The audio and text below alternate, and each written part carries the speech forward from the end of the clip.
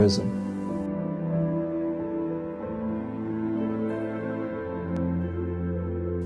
What we're trying to accomplish in Adriatica with our NeoRetroism philosophy, we know that we're not going to be able to recreate the Supertar village. We're never again going to have the same needs that they did hundreds, thousands of years ago that led to the birth and creation and development of these villages.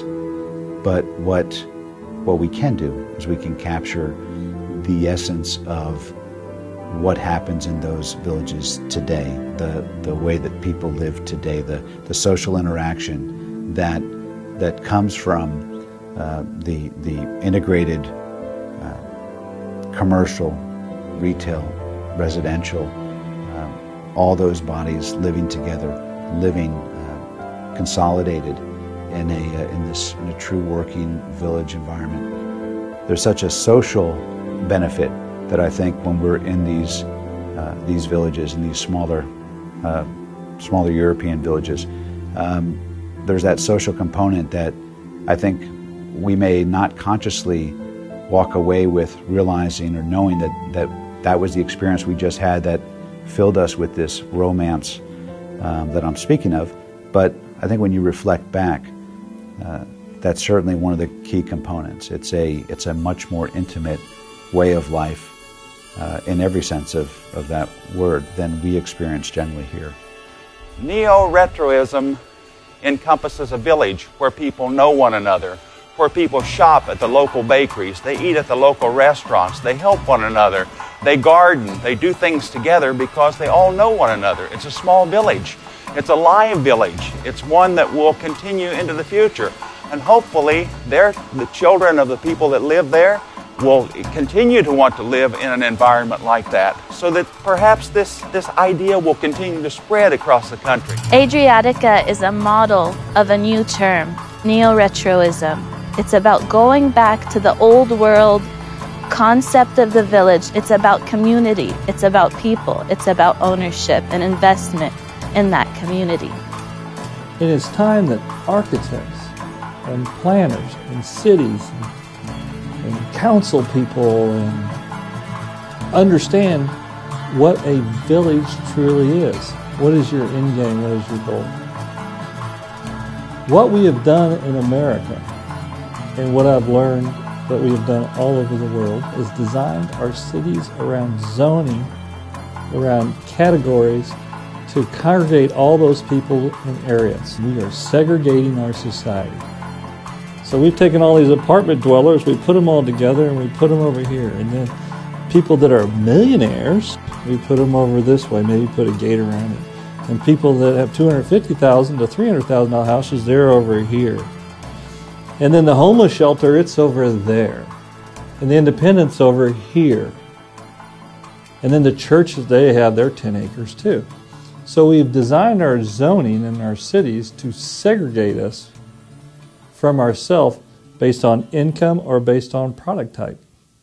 One of the things that people are presented as something that is a goal to be achieved is this notion of, if I can surround myself with lots of people just like me, then I'll be happy. You see that a lot in the way that developments and neighborhoods are designed, in a sense, to be deliberately segregating. When you come up to a development and one of the first things that you see on the advertising sign is the price range of the homes, and you can instantly categorize the income levels of the individuals that be living in that particular development. I can certainly imagine and have had it happen that a person would drive by, look at those numbers and say, not so much themselves, those homes are out of my price range, but that group of people is not who I feel I can fit with, or sometimes in the reverse. We don't connect anymore. Okay? And we have to learn to connect. We have built walls around ourselves. I use this analogy. If I had the ability to build 3 walls and you had the ability to build 3 walls, okay, like right here, and I built a wall on my side and on my side and behind me, and you built a wall the same way, you and I would interconnect. But if we had the same ability to build those same walls, and I built a wall in front of me and you built yours in front, you built yours on the sides, we would never talk to each other. And I know that's very simple what I just explained, but that is how we're designing our neighborhoods.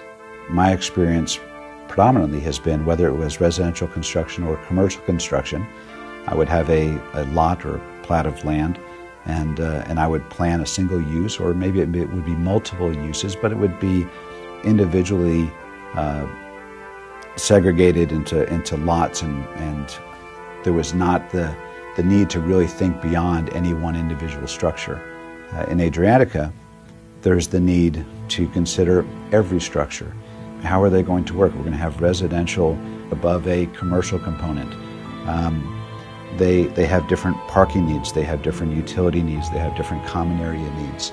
So it went beyond even the construction complexity, and the construction complexity in itself is something that was enough of a challenge. Being involved in a project like this definitely makes you question what's going on around us, how we've been developing things, and how we could have been doing things better all along. The projects here in Adriatica are so diverse, it makes it exciting to come to work every day.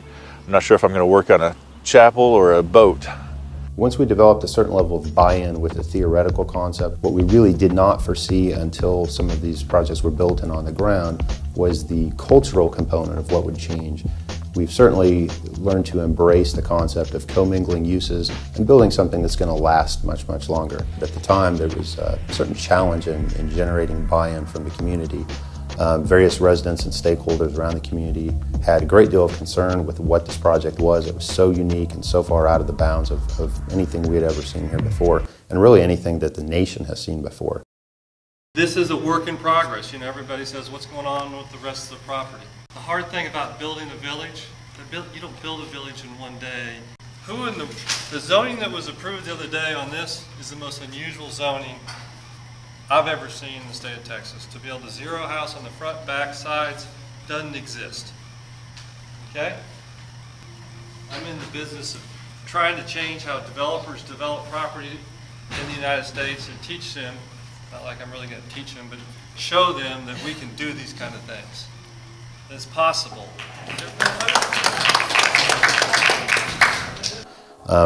Generally, as people bring innovative new ideas, they certainly run into a certain amount of resistance out of the gate, and we certainly saw that with this project.